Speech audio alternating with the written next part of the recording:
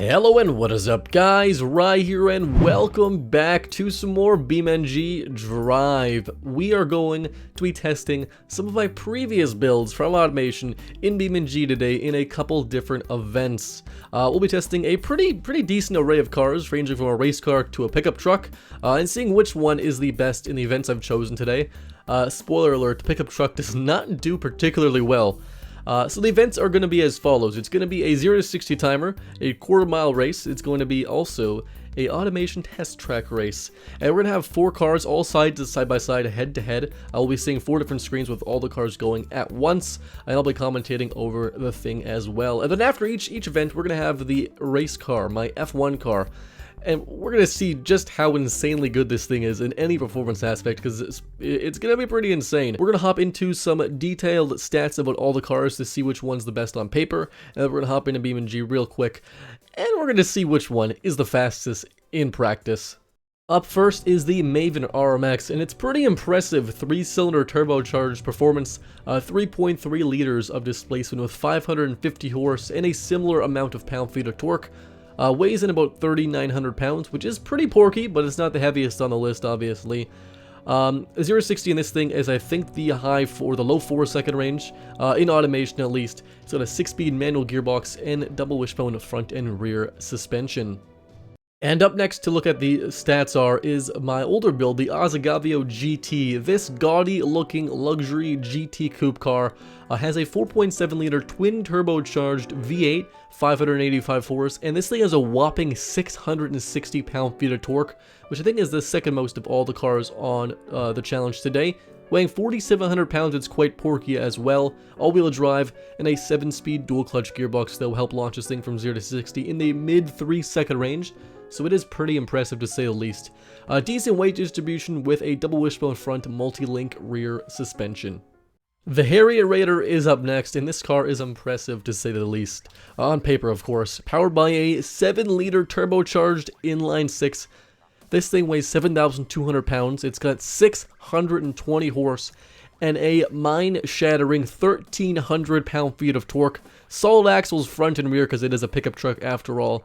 With a 8-speed automatic gearbox, this thing can do 0 to 60 in the low 5-second range, which is very impressive for a beast this size. Hopefully, with the impressive power and torque, it can actually do better in the 0 to 60 and quarter-mile test. But we'll have to see, of course, when we get to BeamNG.Drive. So second to last is the Jenkins CD Coupe. This thing is powered by a twin turbocharged 4.2 liter Boxer 6, of course meant to compete against the Porsche 959 supercar. 520 or so horsepower, 420 or so pound-feet of torque.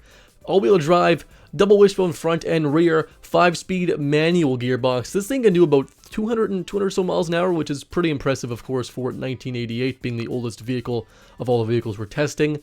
And a very lightweight 2,740 or so pounds as well. This thing should hopefully do pretty good in the events to come. And lastly, we're taking a look at my Maven Performance 10-3, which is going to be my F1-ish race car competing against Consider's hopefully soon-to-be created F1 race car with a naturally aspirated 3-liter V10. In automation, it's got about 500 horsepower, so in BeamNG, it's got about 650, so it's, I think, about that. It's got a little bit more horsepower in BeamNG. It also revs a lot higher to about 18,500, whereas this thing only revs to 12,000. Weighs 1,900 pounds with a very tight shifting 6-speed manual gearbox, rear-wheel drive, obviously. This thing is incredibly quick with tons of downforce.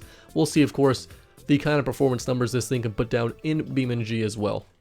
So here we are finally in BeamNG.Drive. We've got the 5 cars in front of us, and we're going to start our 2 challenges today and just see which one comes out on top. And I've got a feeling the F1 car is probably going to win, but you know what? Anything can happen at this point, right?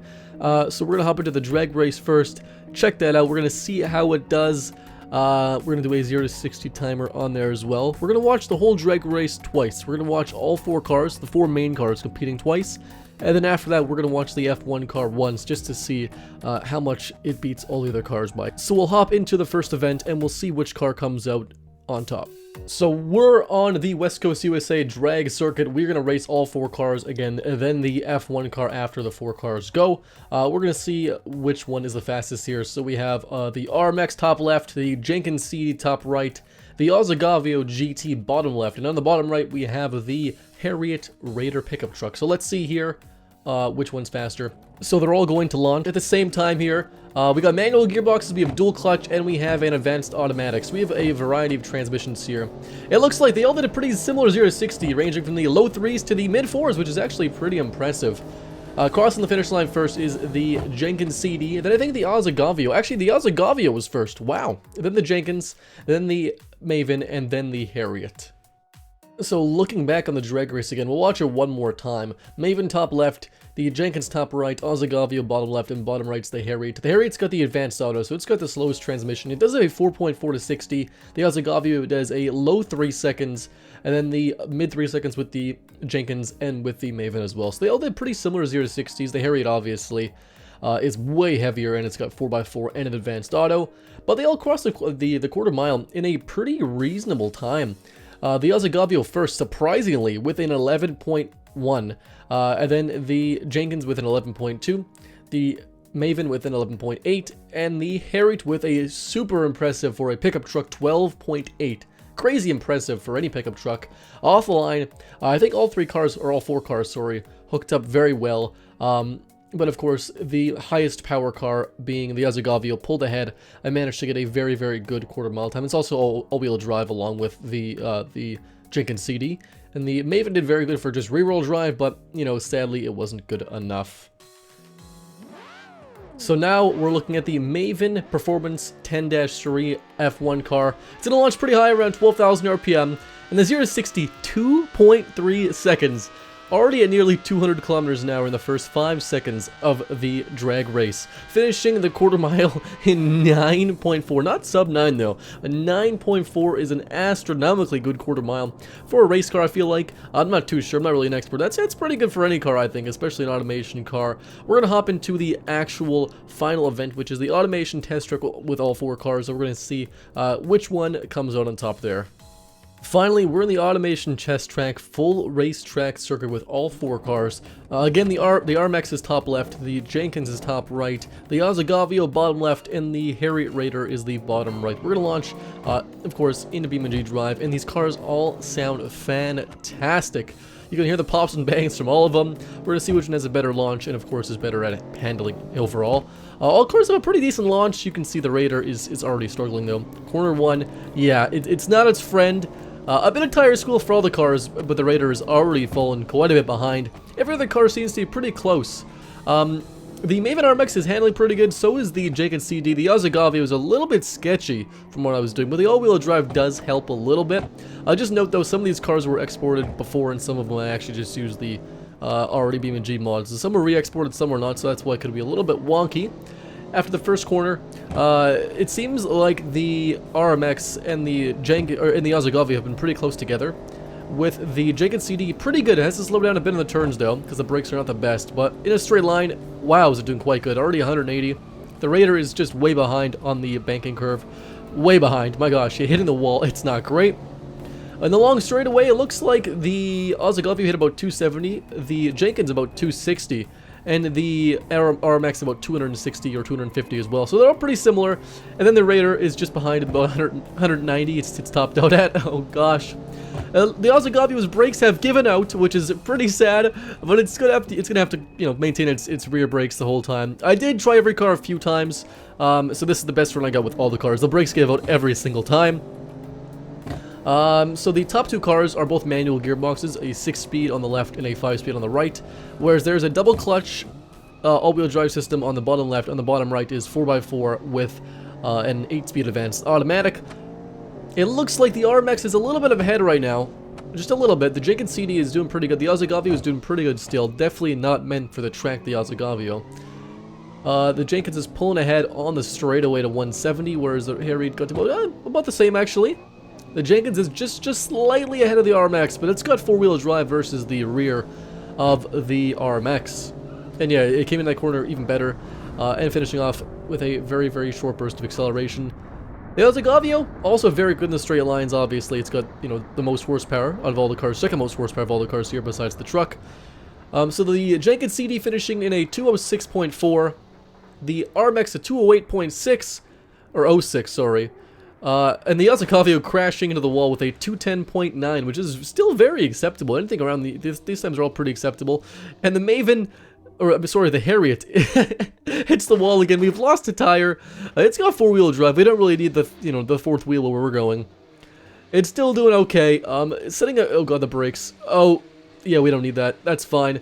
Yeah, it's definitely not doing the best. A 360 or a 180 right there, very quickly. And the acceleration is reasonably good for only 3 wheels. We're not going to read this one. We're going to watch the Maven Performance 10-3 next and just see how the V10 F1 car does. But the Harriet Raider finishing a okay 257.5, which is pretty good. I mean, it's pretty bad, and I think we could have done way better if we didn't crash several times, like a 240 maybe. But yeah, it's not meant for the track. But you know what? It's still very good looking, and I appreciate it entering. I mean, I drove all the cars, but it was a lot of fun to drive. So let's hop into the Maven Performance 10-3 and see which car out of all 5 now is the very best. So last but certainly not least, we have the Maven Performance 10-3, the F1 car meant to compete against Considers. I don't want to drive this thing too much, without driving against Consider, but we're going to launch this thing pretty high, around 9,000 RPM. This car has extraordinarily high amounts of downforce. A pretty slow top speed though. It's not the highest top speed, it's actually the second lowest top speed I think of all the cars. But the acceleration, the shifting speeds, and the grip is just unmatched, really. Coming in the first corner, one of the first corners, with pretty much full throttle the entire time, and just kept turning. It handles so well. Weighs under 2,000 pounds, of course, with about 600 or so horsepower. Almost spun the tire. We did spin the tires. Almost spun out there real quick. Going to about 170 before the banking sweeping curve. Pretty good checkpoint one time, under 40 seconds, 38.5. But look at the acceleration already, 220, 230. Oh, it sounds so good too. That 3-liter naturally aspirated V10 just sounds fantastic.